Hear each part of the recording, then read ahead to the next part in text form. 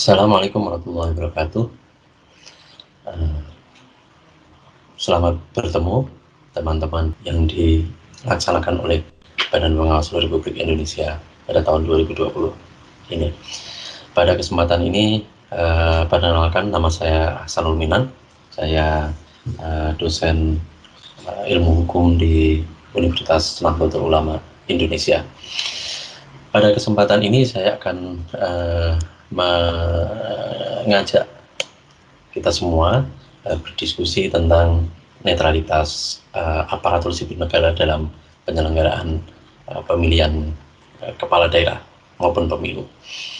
Kenapa isu netralitas ini penting? Karena ketentuan dalam undang-undang pemilu maupun undang-undang pemilihan kepala daerah itu mengatur tentang keharusan aparatur sipil negara dan birokrasi untuk bersikap netral dan terhadap pelanggaran atas ketentuan tersebut terdapat ancaman hukumannya, baik itu administrasi maupun pidana. Oleh karena itu menjadi sangat penting bagi kita untuk mengetahui tentang netralitas ASN dan bagaimana cara mengawasinya. Dalam diskusi ini ada beberapa bagian yang ingin saya sampaikan. Yang pertama adalah hubungan birokrasi dan politik. Yang kedua itu adalah modus-modus pelanggaran dalam netralitas birokrasi, dan ketiga bagaimana cara mengawasi netralitas birokrasi. Untuk memulai diskusi ini, saya ingin mengajak kita untuk memahami mengapa birokrasi itu banyak yang berpolitik, mengapa banyak terjadi politisasi birokrasi. Kalau kita diskusikan tentang hal ini, sebenarnya kalau kita bicara dari aspek sejarah ya, politisasi birokrasi ini merupakan fenomena yang mulai banyak muncul ketika sistem ketika kepala eksekutif di dalam pemerintahan itu dipilih secara demokratis. Jadi fenomena politisasi birokrasi ini muncul dan berkembang semenjak diterapkannya sistem demokrasi dalam pemilihan kepala pemerintahan. Gitu. Jadi sebelum masa sebelum penerapan sistem demokrasi dalam pemilihan kepala pemerintahan, jadi pada masa-masa penerapan sistem pemerintahan monarki dan lain sebagainya yang tidak demokratis, itu politisasi birokrasi ini tidak terlalu menjadi fenomena yang besar, karena yang muncul sebenarnya justru lebih banyak praktek korupsi-kolusi dan nepotisme dalam penentuan jabatan atau dalam kinerja, dalam penyelenggaraan dan pelaksanaan kinerja dari birokrasi. Jadi politisasi birokrasi itu muncul sejak dan sebagai dampak dari penerapan sistem demokrasi dalam pemilihan kepala eksekutif. Jadi ketika kepala eksekutif dipilih secara demokratis melalui pemilu, ini menyebabkan terjadi gesekan dengan sistem manajemen administrasi pemerintahan. Pegawai pemerintah harus mau bekerja di bawah pimpinan yang dipilih melalui proses politik, yaitu pemilu. Atau pegawai pemerintah harus mau bekerja di bawah pimpinan yang politically appointed. Jadi ada dua istilah, politically elected sama politically appointed. Politically elected itu berarti pimpinan politik yang dipilih melalui pemilu. Kalau politically appointed itu adalah pimpinan dalam organisasi pemerintahan yang ditunjuk secara politis. Menteri itu dia politically appointed. Presiden, kepala daerah itu adalah politically elected. Jadi dengan penerapan sistem demokrasi dalam pemilihan kepala eksekutif itu menyebabkan pegawai pemerintah harus mau bekerja di bawah pimpinan yang politically elected maupun politically appointed. Ya, tugas civil servant atau pegawai ASN itu adalah melaksanakan kebijakan-kebijakan yang dibuat oleh pemimpin-pemimpin yang dipilih tadi itu, baik politically elected maupun politically appointed itu tadi. Jadi di sini muncul dua mandat yang berbeda bagi ASN. Yang satu, dia harus bekerja sesuai dengan ketentuan undang-undang untuk melaksanakan tugas dan kewajibannya sebagaimana diatur undang-undang. Tapi di sisi lain dia juga harus patuh kepada pimpinan, yang pimpinan itu adalah produk dari proses pemilihan secara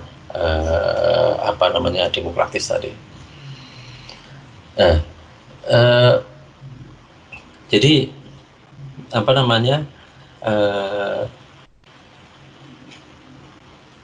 civil servant atau ASN itu secara birokratis bertanggung jawab pada elected official atau pimpinan yang dipilih tadi, dan elected official bertanggung jawab kepada pemilih.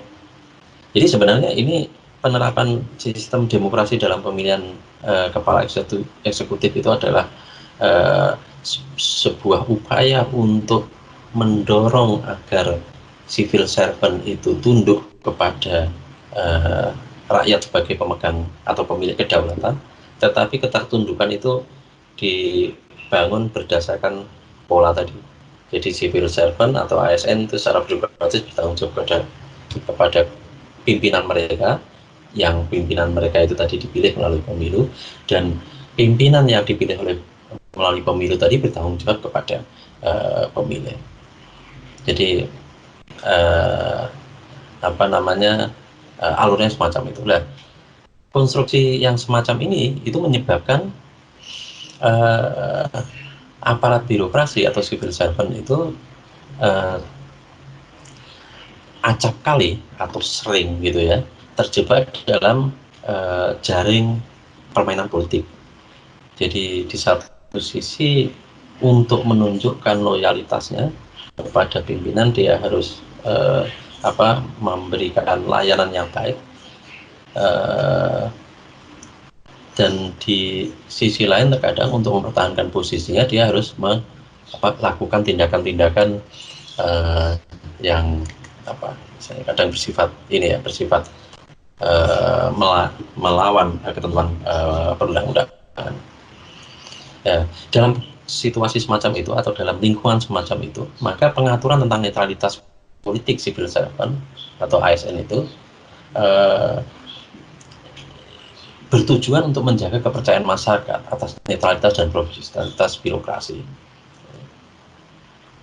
Jadi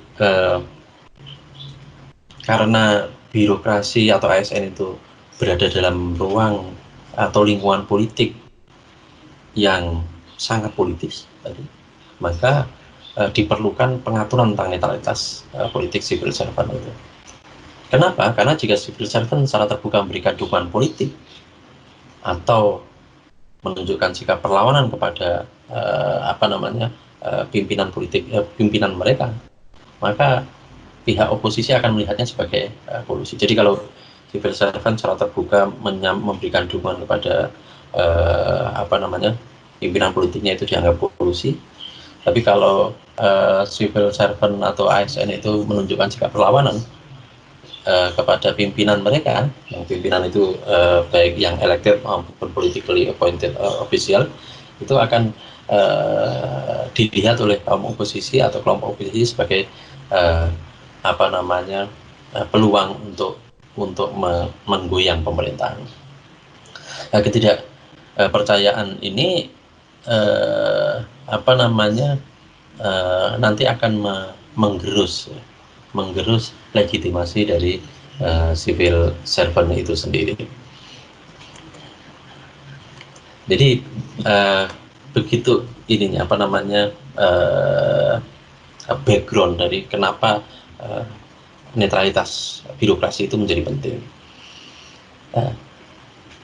Salah satu bagian atau sebenarnya sisi lain dari netralitas birokrasi itu, netralitas birokrasi itu adalah bentuk positif, tetapi bentuk negatifnya itu ada sebenarnya abuse of power gitu ya. Jadi kalau birokrasi netral itu akan menghasilkan kinerja pemerintahan yang baik, tapi kalau birokrasi tidak netral itu umumnya akan menghasilkan abuse of power atau penyalahgunaan penyalahgunaan jabatan atau wewenang. Nah, abuse of power ini secara umum itu bisa muncul dalam 3 bentuk. Yang pertama adalah politisasi birokrasi, yang kedua itu penyalahgunaan anggaran dan aset pemerintahan, yang ketiga itu penyalahgunaan saluran komunikasi resmi pemerintahan. Apa itu politisasi birokrasi? Politisasi birokrasi itu adalah kegiatan politik yang dilakukan oleh civil servant atau oleh ASN. Kegiatan politik yang dilakukan oleh civil servant atau ASN atau politisasi birokrasi ini dapat berbentuk 3 jenis. Yang pertama adalah internally driven atau politisasi birokrasi yang dipicu oleh kebutuhan internal atau motif internal dari ASN atau civil servant itu sendiri. Contohnya apa sih? Biasanya internally driven politisasi birokrasi ini biasanya muncul didasari oleh motif dari birokrat, dari ASN untuk mempertahankan jabatannya atau untuk mendapatkan promosi. Jadi ketika mereka ingin tidak digeser, tidak dimutasi dan sebagainya, mereka melakukan tindakan-tindakan politik, misalnya menjilat dan sebagainya. Kemudian ada society driven, jadi politisasi birokrasi yang itu karena dipaksa, politisasi birokrasi yang muncul karena adanya paksaan dari masyarakat.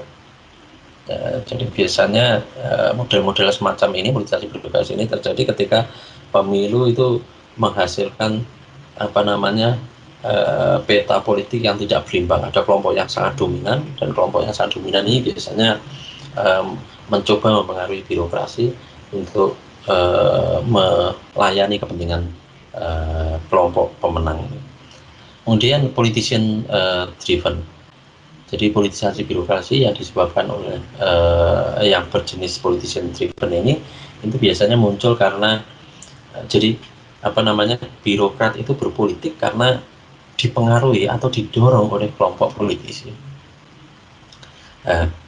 Di Indonesia 3 model ini sama-sama berpeluang terjadi.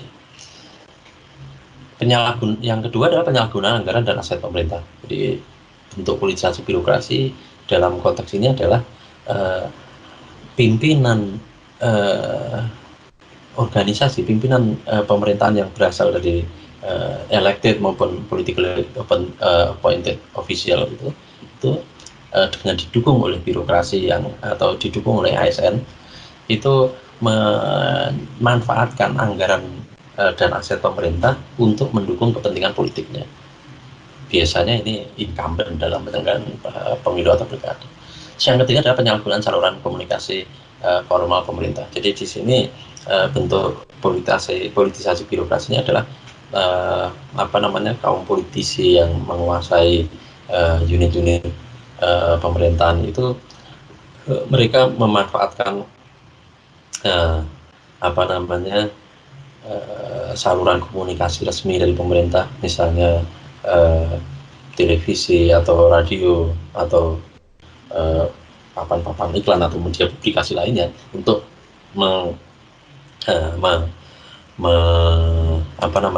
mengkampanyekan atau untuk menyampaikan profil atau kepentingan atau misi politik mereka.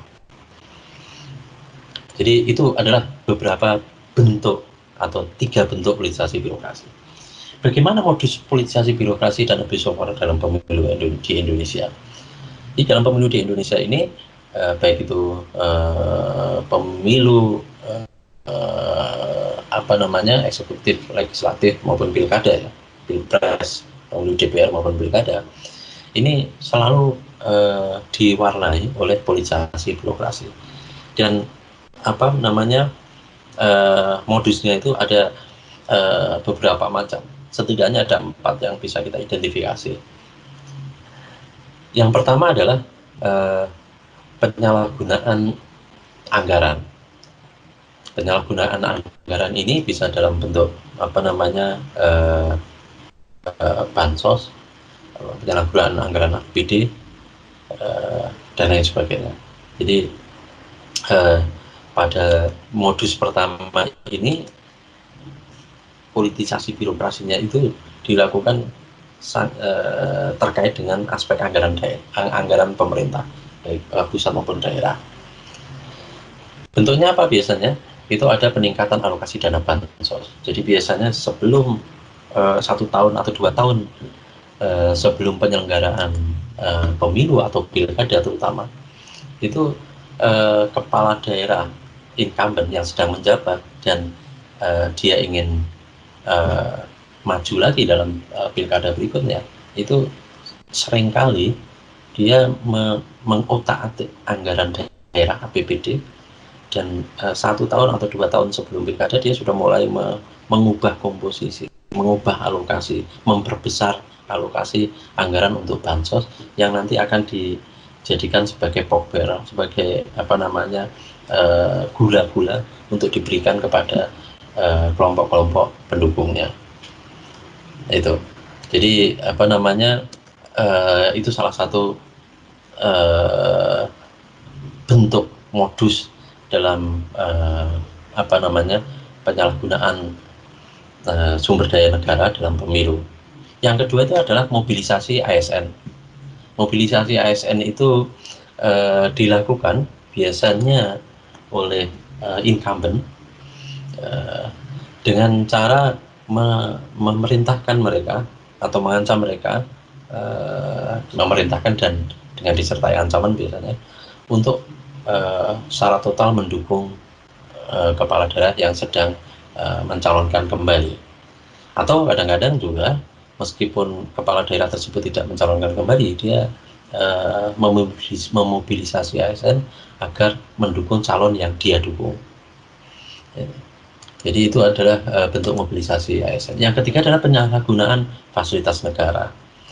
Penyalahgunaan fasilitas negara ini yang seringkali terjadi adalah penggunaan fasilitas mobil, rumah dinas, atau spot-spot iklan outdoor itu untuk mendukung kegiatan kampanye mereka. Atau bahkan sekarang ini praktek yang sering yang baru-baru ini terjadi adalah bantuan sosial untuk COVID-19, untuk korban coronavirus itu bahkan ditempeli stiker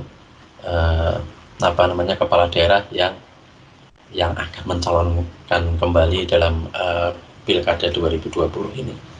Itu adalah contoh-contoh konkret dari bentuk politisasi birokrasi dalam konteks penyalahgunaan fasilitas negara. Dan modus terakhir adalah penyalahgunaan wewenang.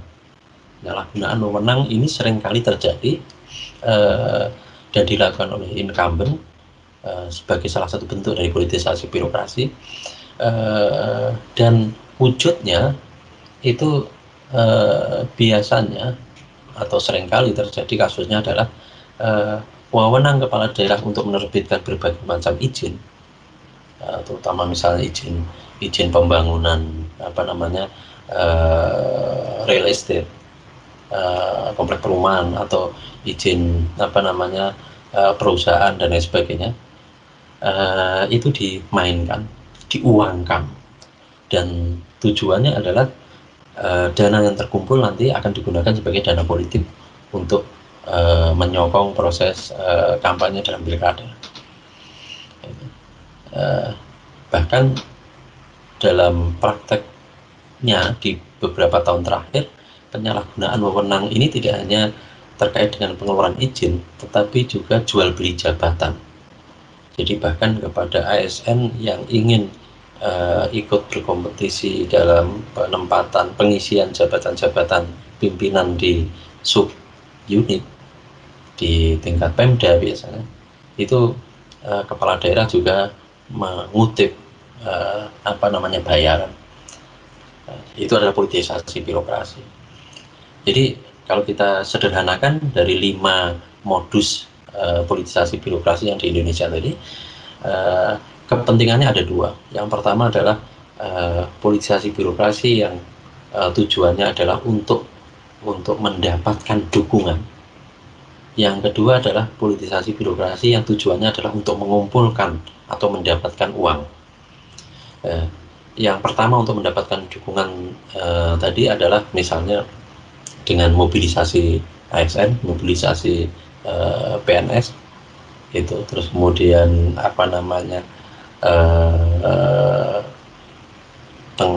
manipulasi anggaran dalam APBD terkait dengan alokasi bansos misalnya.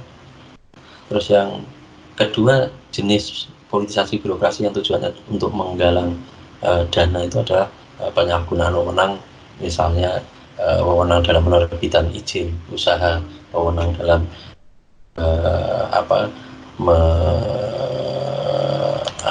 menetapkan promosi pegawai dan lain sebagainya. Oke. Nah, bagaimana pengaturan terkait dengan politisasi birokrasi? Jadi di dalam undang-undang tentang pemilihan kepala daerah ini sudah jelas diatur di pasal 69, pasal 70 dan pasal 71. Jadi ada beberapa larangan di situ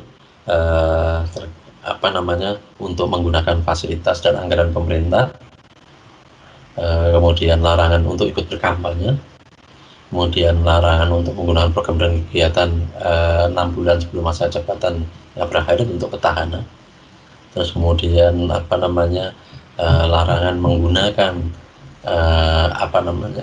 larangan menggunakan dana kampanye yang berasal dari anggaran pemerintah. Jadi ini adalah beberapa ketentuan, beberapa peraturan yang mengatur tentang netralitas birokrasi, netralitas ASN, dan di dalam undang-undang tentang pemilihan kepala daerah. Di luar pengaturan di dalam undang-undang tentang pemilihan kepala daerah, itu ada aturan lain yang diatur di dalam Undang-Undang Nomor 5 Tahun 2014 tentang Aparatur Sipil Negara. Jadi di sini di pasal 2, pasal 3, dan pasal 9 itu diatur tentang kewajiban dan larangan bagi ASN.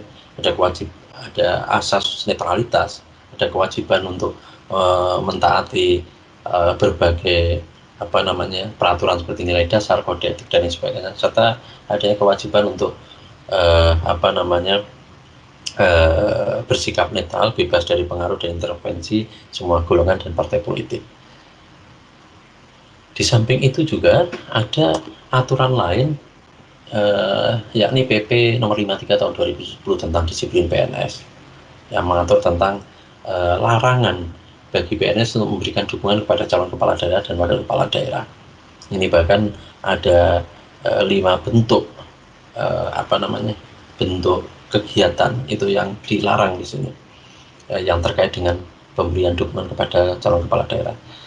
Kemudian ada juga surat edaran Menpan RB tahun 2015 yang melarang ASN untuk menjadi calon atau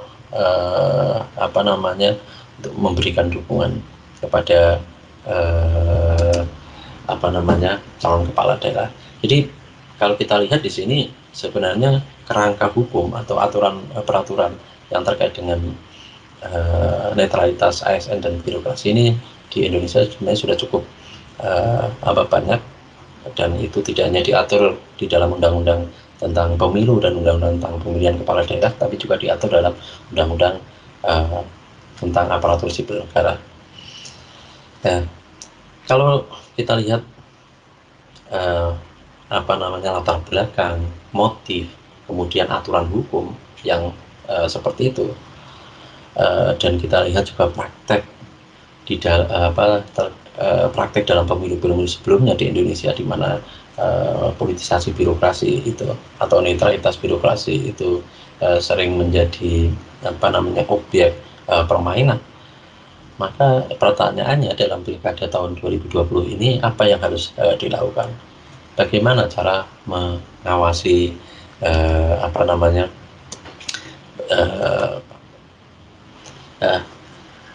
ada banyak cara sebenarnya yang bisa ditempuh, tetapi kalau semuanya itu sangat tergantung pada sumber daya kita, kemampuan dan kapasitas kita. Tetapi setidaknya ada dua pendekatan yang bisa kita pakai untuk melakukan pengawasan atau pemantauan terhadap netralitas birokrasi ini. Yang pertama, kita melihat dari aspek anggaran, yang kedua itu dari aspek politisasi birokrasi di luar anggaran, jadi yang terkait dengan kewenangan tadi. Yang terkait dengan anggaran, kita bisa melakukan kajian terhadap APBD sebenarnya. Jadi teman-teman yang memiliki concern terhadap isu anggaran itu sebenarnya bisa mencoba melihat dan mencermati APBD 1 tahun atau 2 tahun sebelum tahun pilkada. Itu nanti untuk melihat ada nggak perubahan atau penambahan jumlah alokasi anggaran yang memiliki irisan dengan permainan politik. Misalnya yang paling sederhana adalah jumlah anggaran bantuan sosial. Gitu. Ya, kalau nanti ketemu memang ini ada peningkatan signifikan, nanti bisa diikuti dengan pencarian informasi tentang profil ormas atau OKP atau yayasan calon penerima dana hibah itu. Nah, itu datanya ada di dinas Kesbangpol misalnya. Dari situ nanti kita bisa lakukan investigasi apakah anggaran bansos ini dinaikkan secara signifikan. Kalau dinaikkan itu apakah itu ada kaitannya dengan kepentingan calon kepala daerah atau kepentingan kepala daerah petahana yang akan mencalonkan diri kembali dalam pilkada. Terus yang berikutnya, lakukan investigasi terhadap profil calon penerima dana bansos itu. Apakah calon penerima dana bansos itu berdasarkan data dari penerima dana bansos tahun-tahun sebelumnya, itu apakah mereka memiliki hubungan politik dengan kepala daerah yang sedang mencalonkan diri itu. Karena dalam prakteknya umumnya semacam itu. Jadi dana bansos itu merupakan dianggap sebagai dana politik yang diberikan kepada pendukung-pendukung barisan pendukung dari penguasa. Dan ini sebenarnya bentuk dari politisasi birokrasi. Yang kedua, pendekatan yang bisa digunakan sebenarnya dalam melakukan pengawasan terhadap politisasi birokrasi itu, kita bisa fokus pada bentuk-bentuk mobilisasi ASN, mobilisasi pegawai maupun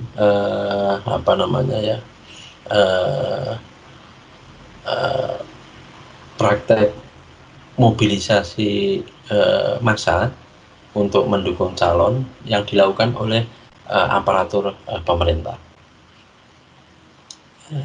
Nah,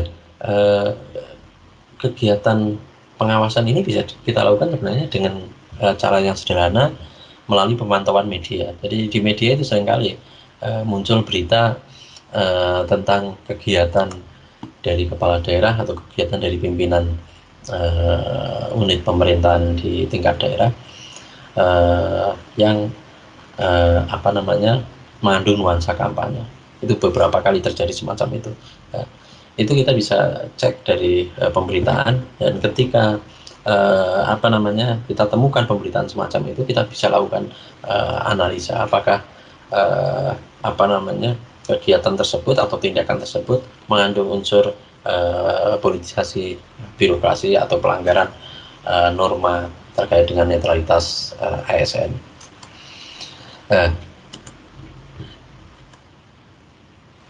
Ini ada beberapa catatan teknis nanti yang bisa Anda baca sendiri tentang bagaimana cara melakukan. Yang terakhir, kepada siapa melaporkan dugaan pelanggaran politisasi birokrasi dan abusi power dan pemilu kada. Jadi kalau kita sudah melakukan pemantauan dan menemukan ada indikasi pelanggaran, ini kepada siapa kita melapor. Ini sebenarnya setidaknya ada 3 pihak yang kita bisa jadikan tujuan untuk melaporkan. Yang pertama, Komisi Aparatur Sipil Negara atau KASN.